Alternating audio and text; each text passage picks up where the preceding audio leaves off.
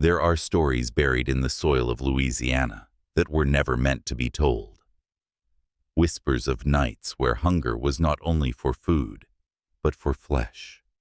Where desire twisted into cruelty, and cruelty into ritual. In 1854, two sisters opened the doors of their dining hall, offering warmth, hospitality, and plates overflowing with meat to travelers who wandered into their domain. Yet what they truly served was something no man could have imagined. The truth was hidden behind the clinking of silverware and the scent of roasted dishes, while in the shadows, men vanished, never to be seen again. It begins like any ordinary tale of Southern hospitality. But if you listen closely, you hear the cries of those who walked in and never walked out. The sisters smiled with charm, their eyes glowing with a secret hunger, and every bite taken at their tables was a step deeper into a ritual that bound men not as guests, but as prey. They offered meat. Yet what they served was a piece of forbidden history, one that stripped away illusions of innocence and revealed the monstrous appetite lurking beneath civilization.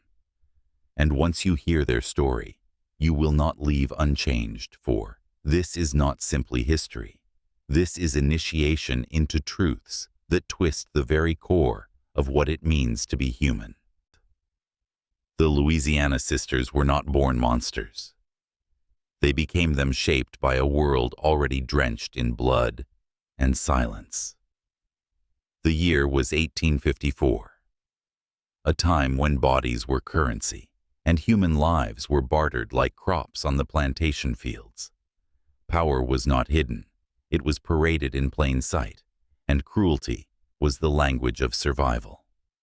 The sisters learned early that flesh was both sustenance and symbol. In the kitchen they cooked what travelers believed was lamb or pork. But behind the kitchen door, the real ingredients came from human suffering. Amas who stopped at their inn were lulled into safety by warm lamps and sweet words, and yet every gesture, every smile was a mask. The air carried the heavy perfume of roasted meat, masking the stench of decay lurking in the cellar below. This was not mere murder. This was a ritual of dominance, a way to consume not just the body, but the identity of those who wandered in. Each guest became an offering to a hunger older than the sisters themselves, a hunger whispered through generations of cruelty, passed down like a secret inheritance. The sisters did not simply feed their victims, they devoured their freedom, their power, their very existence, until nothing remained but silence and bone. And this silence became their shield, for no one dared question what was being served at their table. Imagine the traveler who steps off the dirt road exhausted, hungry, believing he has found sanctuary. The flicker of candlelight through the windows promises warmth and the sound of laughter. Promises company. He enters, and the sisters greet him with grace. Their voices gentle, their faces kind. He does not know that he has already crossed a threshold from which there is no return. The table is set, the meat is carved, and as he eats he feels trust growing in his chest, while the sisters study him with eyes that do not blink. They know his fate before he takes the second bite, for he is not a guest, he is a harvest. The house itself conspires against him, the doors seeming heavier, the silence outside thicker. The cellar waits beneath with its stains of old blood and its shadows that never seem to lift. Here the truth is kept locked away, a hidden archive of bones stripped clean by hands that knew no mercy. Each man who dined became part of that archive, his flesh turned into food, his identity erased in fire and fat. The sisters turned hospitality into a weapon, feeding others with death, while feeding themselves with power. Their dining hall was not a place of rest, but a stage upon which the oldest play in history was performed. Predator and prey, master and victim, deception and revelation. And as the guest swallowed, he was swallowed too. disappearing into the hunger of the sisters forever. The sisters knew that fear was a stronger spice than salt. They served not only meat, but an illusion of safety, turning their victims into participants of their own destruction. Every bite the travelers took was an agreement signed in silence. For once, the food entered their bodies. They belonged to the sisters. Men spoke of the tender flavor, never realizing it was laced with the taste of mortality and submission. Their laughter filled the dining room, but beneath it was a chant, an echo of domination, passed from generation to generation. The cellar floor became their altar, and the butchered remains their scripture. No priest, no law, no moral code could restrain them, for they believed they were serving a higher hunger, a calling that demanded flesh as proof of loyalty. This is the nature of corruption. It begins with survival, but soon becomes worship. The sisters worshipped the act of consumption, and in doing so, they became living temples of an ancient appetite. Every man who vanished became part of that temple. His existence erased his bones, buried in secrecy. Yet secrecy itself is a form of power for those who control what is hidden, control reality.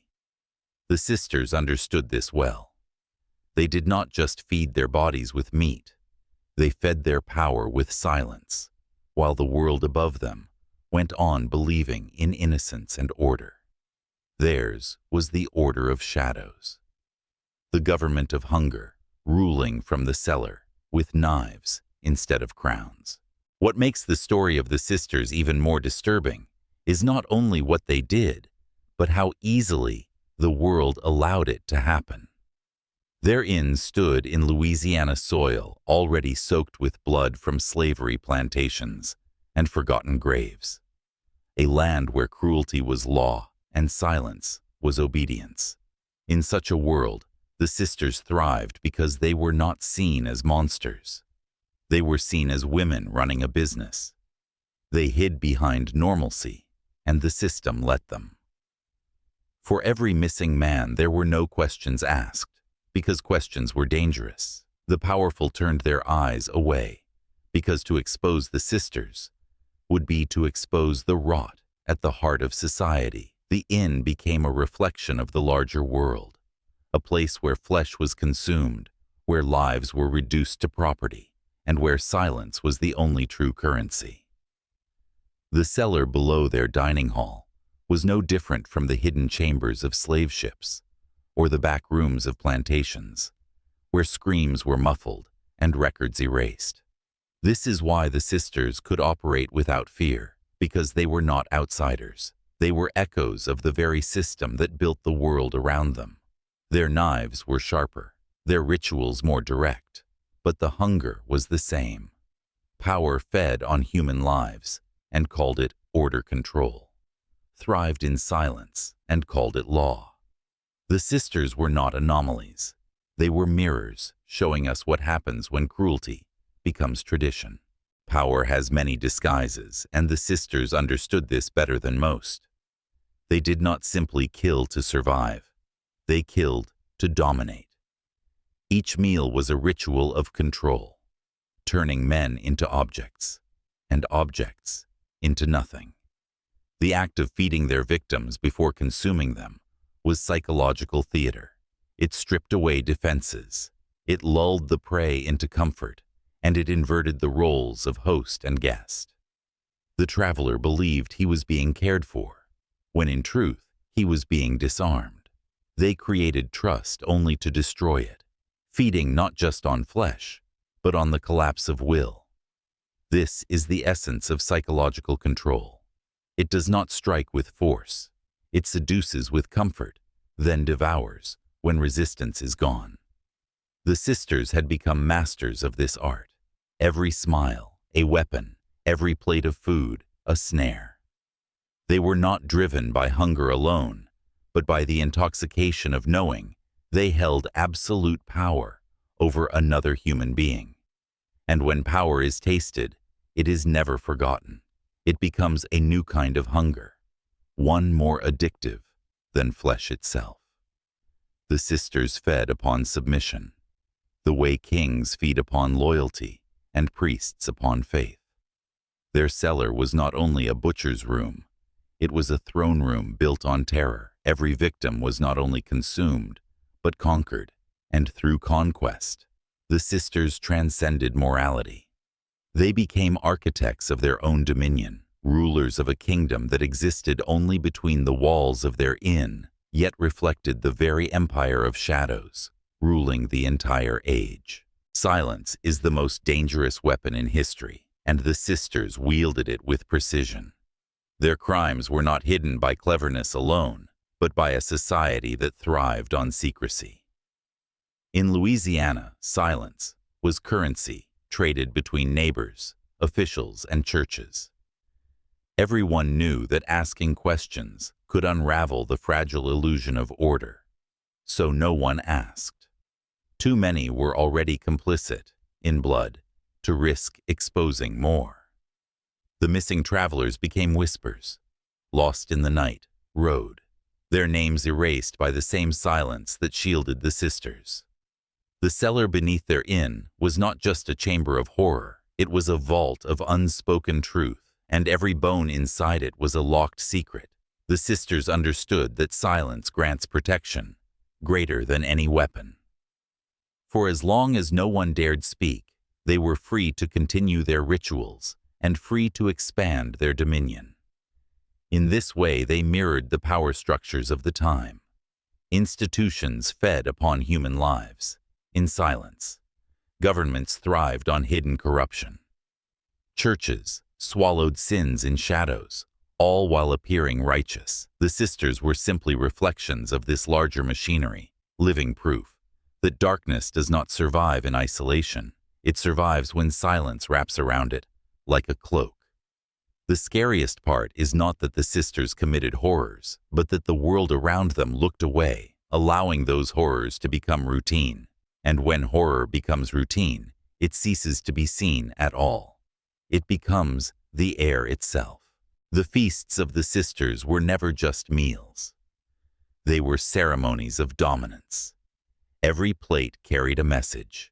Every cut of meat was an inscription in a language of power. Their victims were not only consumed, they were transformed into symbols of control. For the sisters, the act of eating human flesh was not madness, but meaning. They believed each body taken was a sacrifice to the hunger that had ruled humanity since the dawn of time. The hunger to own, to possess, to erase another soul and make it fuel for one's own rise. They dressed their table like an altar candles, flickering knives gleaming and the scent of roasted flesh drifting like incense. The traveler thought he was eating dinner, but in truth he was partaking in his own funeral. The sisters fed him the way priests feed bread at communion, except this was a communion of shadows. Instead of light, each bite was a covenant binding him to their dominion until the moment the knife pierced his flesh and his role was complete. This is why they kept doing it, because it was not about sustenance, it was about ritual. The cellar became their cathedral, the blood their scripture and the silence their hymn. They did not simply kill, they officiated. They did not simply eat, they consecrated. And in this blasphemous worship they revealed a truth men were never meant to see. That the line between religion and ritual slaughter is thinner than we dare admit. The sisters could never have built their dominion alone. The soil of Louisiana itself was prepared long before them. Society was their accomplice. Every silence, every blind eye, every missing name entered into the ledger of complicity. The travelers who disappeared were not mourned because they were often outsiders, drifters, migrants, men whose absence caused little disruption. This disposability of human life was already ingrained in the system. Slavery had taught the world that a body could be reduced to property, that suffering could be turned into profit, and that silence could bury the truth deeper than any grave. The sisters were not inventors of evil. They were beneficiaries of it. They exploited a culture already trained to accept erasure, already conditioned to treat human loss as background noise. Their knives were sharp, but the dullness of conscience around them was sharper still. Every missing traveler was written off as fate, every rumor dismissed as superstition, until the sisters no longer seemed like criminals, but inevitabilities. Their inn thrived because society demanded a place where the unwanted could vanish without consequence. And so the cellar became more than their kingdom. It became the reflection of a larger empire, a mirror to the world above it, where human lives were consumed in fields, in ships, in courts, and in silence. The sisters only performed in miniature what the system performed on a grand stage. This is the truth, host fear, to see that the monster is never alone. It is always sheltered by the shadow of the world that creates it. Fear is the oldest chain forged by human hands, and the sisters wrapped it around their victims with skill sharper than any blade. The men who entered their inn did not realize they were already bound the moment they crossed the threshold. The warmth of food, the softness of a bed, the false kindness of hospitality, all of it was bait, crafted to lower defenses. Once trust was built, fear struck harder, because the cruelest kind of fear is not the one that keeps you away, but the one that traps you close. Fear made every creak of the floor echo like a warning. Fear made every whisper in the night sound like the last breath of the traveler in the next room. The victims felt the weight of something watching them, but they could not name it until it was too late. And when the knife was finally revealed, when the truth of the sisters came alive in the cellar, it was not the blade that broke them. It was the realization that they had walked into their doom willingly, that their trust had been weaponized against them. Fear hollowed them out before death even touched them. This is how control works. It does not begin with chains. It begins with comfort. It does not begin with violence. It begins with kindness that hides the predator within. Fear was the invisible net, and once it closed, the body was already consumed long before the flesh was served. The cellar was not just a place of death. It was a stage where the sisters turned horror into theater.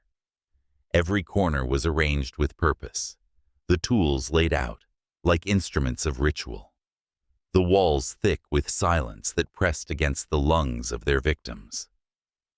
The men who descended those steps were no longer men. They were actors, forced into a role they could not escape, and the sisters were the directors commanding every scene. Their laughter was not madness, it was applause for the power they held.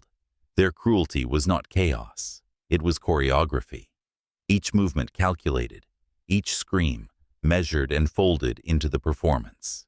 The cellar was a theater without audience, yet the darkness itself bore witness, and the silence carried the echoes beyond the walls. In that space, the sisters were queens of fear, high priestesses of control, feeding not only on blood, but on the spectacle of breaking another human spirit.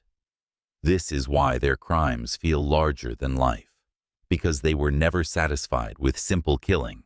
They demanded meaning in every act.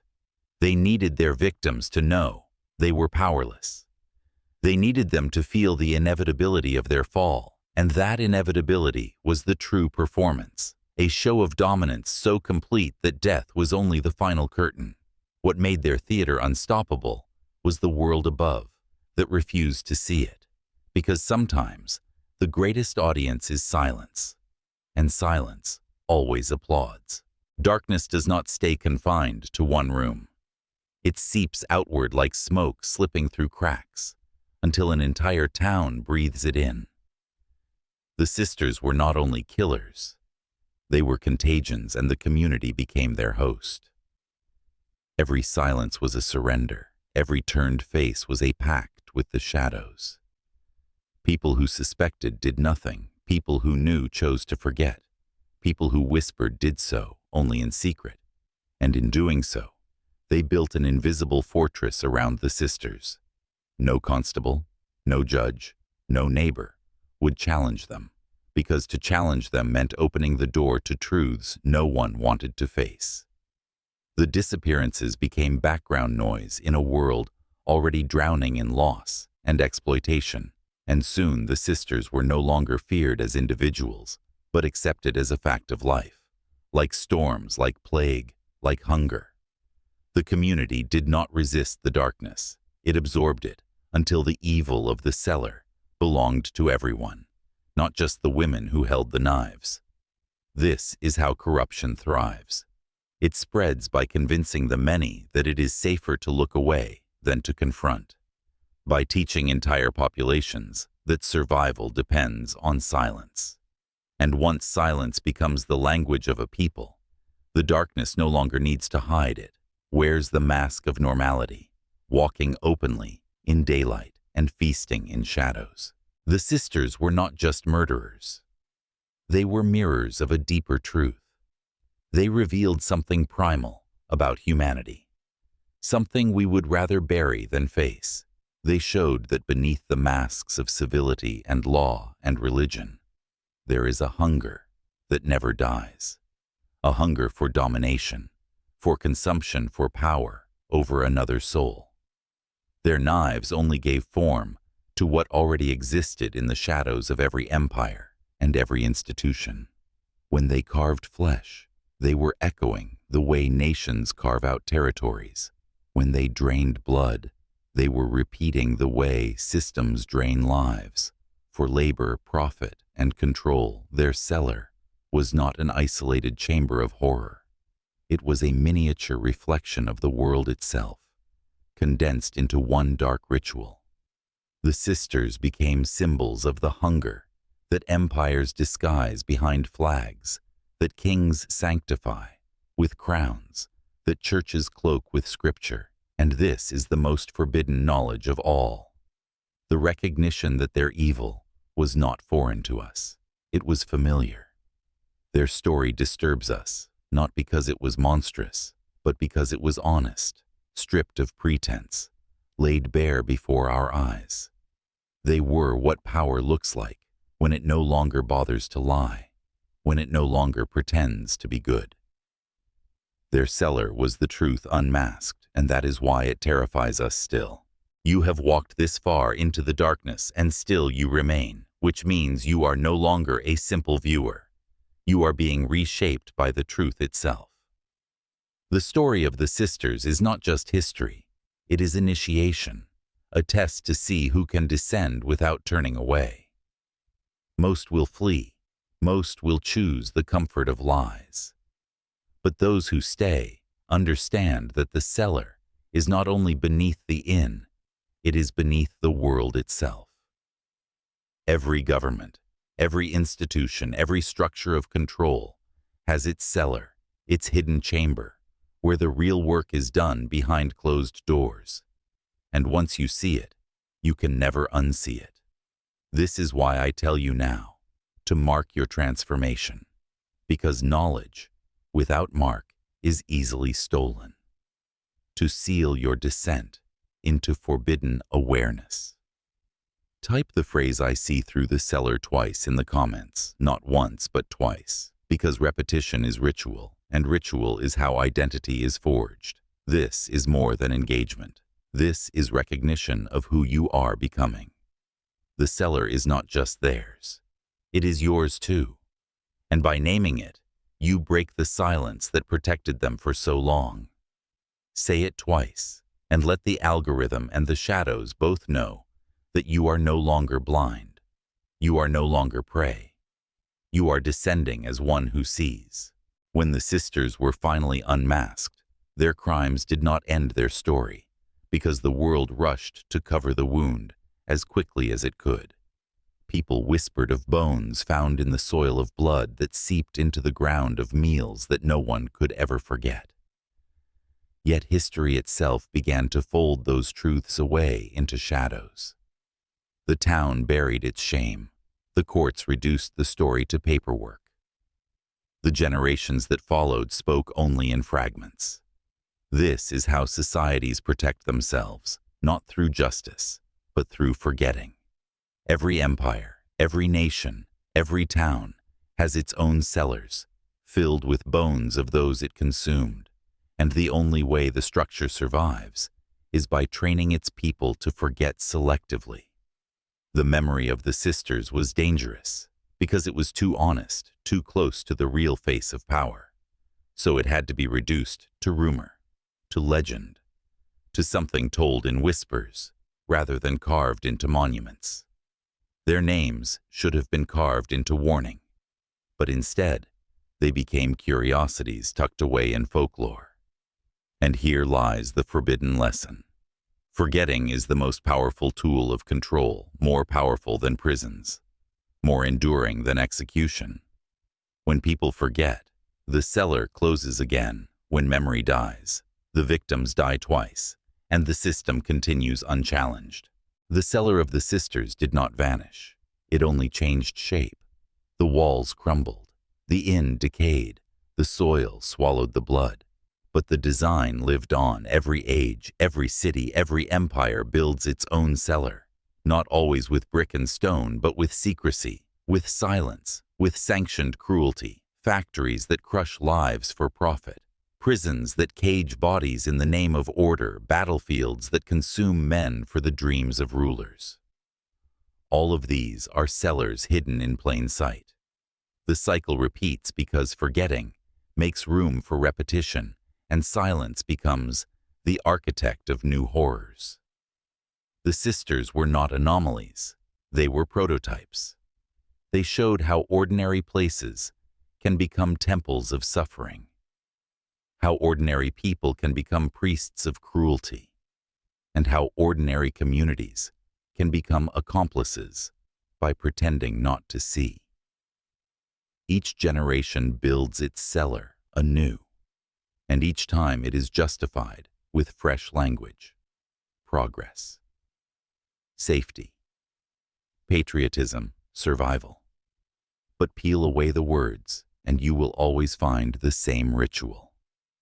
The breaking of bodies, the feeding on the powerless, the laughter of those who believe themselves untouchable. The cellar lives on because the world refuses to name it, and what is unnamed always returns. The tale of the sisters is not just a wound of the past, it is a prophecy of the present. For if you listen closely, you can still hear the echoes of their knives in boardrooms where lives are bought and sold in governments, where secrets dictate the fate of millions in systems that drain the spirit as surely as blood was drained beneath that inn. The prophecy is clear because the pattern has never been broken. The cellar is still here, only larger, more disguised, more efficient than ever before. The sisters carved flesh, but today, power carves nations. They served poisoned meals. But today, systems serve poisoned truths, and both are consumed without question. The world is an inn built on shadows, and beneath it lies a cellar deeper than any grave where silence is currency, and blood is the unspoken tax. The prophecy tells us that unless the cellar is named, unless the silence is shattered, the feast never ends. It only grows. The sisters were not the final chapter. They were the opening line of a story that continues to be written around us, with every hidden deal, every vanished voice, every life devoured by a hunger that refuses to die. And the most disturbing truth of all is this: the prophecy says the cellar will never close until those who see choose to become something more than witnesses. You have descended through shadows and silence, and now you stand at the end, but also at the beginning. The sisters are gone. Their inn is gone, their cellar swallowed by time, yet what they revealed is eternal. The cellar is not a relic, it is a mirror. It waits beneath every structure of power. It waits beneath every system that feeds on silence and obedience. It waits beneath you. The descent was never just into their story. It was into yourself, into the places you refused to look, into the truths you were never meant to hold. The sisters are not simply figures of horror. They are messengers. They tell you that evil wears ordinary clothes, that cruelty smiles with ordinary faces, and that history is a feast where the powerful always sit at the head of the table. You cannot unhear this. You cannot walk back into ignorance. You now see the pattern, the ritual. The hunger, and once seen it, marks you forever. The cellar is no longer a story. It is an awareness, a key that either imprisons or frees. And so I leave you with this command. Do not look away. Do not forget. Do not seal the cellar again, because if you do, it will return, and next time it may not wait beneath an inn in Louisiana. It may be waiting beneath your own roof, beneath your own life, beneath your own silence.